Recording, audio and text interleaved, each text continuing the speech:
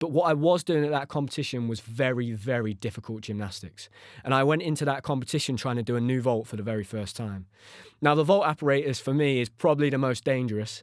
It's the one where you've really got to psych yourself up and get into a very different type of mindset, because just so much happens in such a short space of time that if you lose your concentration for just a fraction of a second, there's a lot that can go wrong.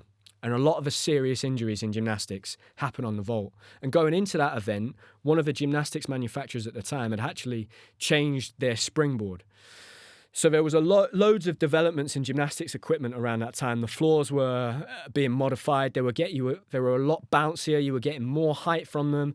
The companies were trying to change the springboards. The gymnastics that was being done was way more difficult. People were pushing the boundaries of what was possible. And the vault I was doing was called a dragolescu. So I would do a forward flip, put my hands onto the vault, I'd do 2 somersaults, and then I'd add a half twist at the end. So that's all happening in the space of, from the start of the run-up to the end of the vault, you're doing that in less than 10 seconds for sure. It's not a long time. And when you're in the air, we're talking about split seconds. So I was prepared, I was ready to do that vault, but I was having issues with this new springboard. It just wasn't giving me much bounce, and it was the same for a lot of the other athletes. In fact, one of the Russian athletes that was one of the best vaulters in the world at that time had refused to use that springboard at the European Championships. So I was trying my best to be in a very positive mindset, but the mistake I probably made was in the build-up to that, I was using a different brand of springboard because I was just struggling so much to actually do the vault in training on that springboard. I knew I needed to get the numbers done in the gym, so I would use the other springboard, knowing full well when I got to the Commonwealth Games I was going to have to use this springboard. But towards the end, I started to use that springboard in the last few weeks, the last few days, and certainly when I got to the Commonwealth Games in Glasgow, I used that springboard. But I was struggling with it. It wasn't easy. But in the podium session, that dress rehearsal of the competition, it went fine and I landed on my feet. So I was confident I could do the vault. And it wasn't just the vault I was doing difficult gymnastics on. I was doing difficult gymnastics on all 6 apparatus. And going into that event, I was super confident. I was one of the favourites there to do well, to get multiple apparatus finals, and also to qualify to the all-around final.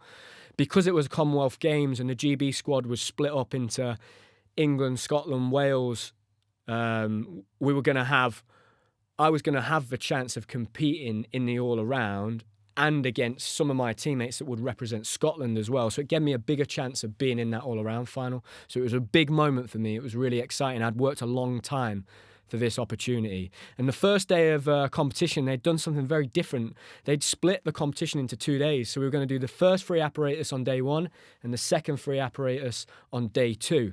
First day went brilliantly. Floor was amazing.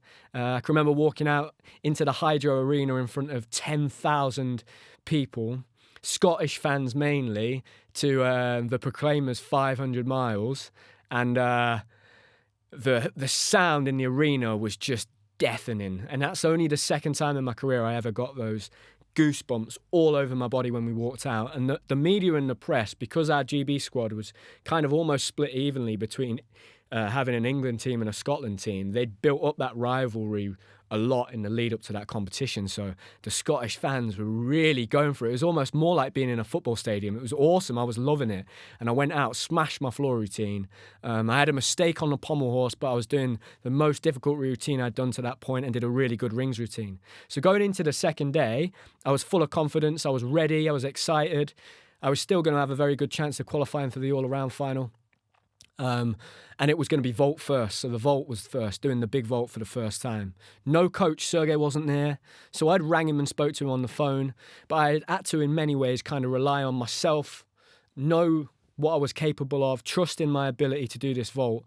And in the warm-up, I'd warmed up the way I had in the dress rehearsal competition, the podium session, and it had gone well. And for that vault, it was so difficult and so dangerous, and so much can go wrong that you have to be in an all-in mindset. If there was any part of me that was umming and ahhing about whether I should just maybe do an easier vault or not, it would be dangerous. I had to be 100% all in. So that's the mindset I got myself into.